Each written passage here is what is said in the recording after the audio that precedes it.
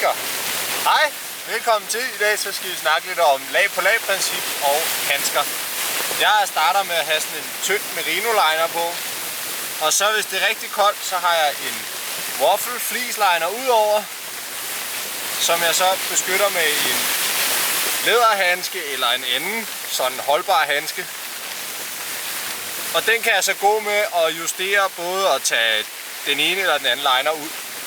Hvis det så er rigtig dårligt vejr, eller jeg skal grave snevæg eller lævæg, så tager jeg en stor handske, som kan være lavet af en skalluft, så på, og den kan lukke hen over ærmet.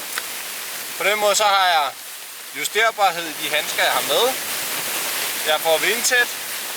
Jeg får en holdbar handske, og så kan jeg pille den tynde liner ud, hvis det er rigtig varmt. Jeg kan også bare gå med den her læder, hvis det er super varmt.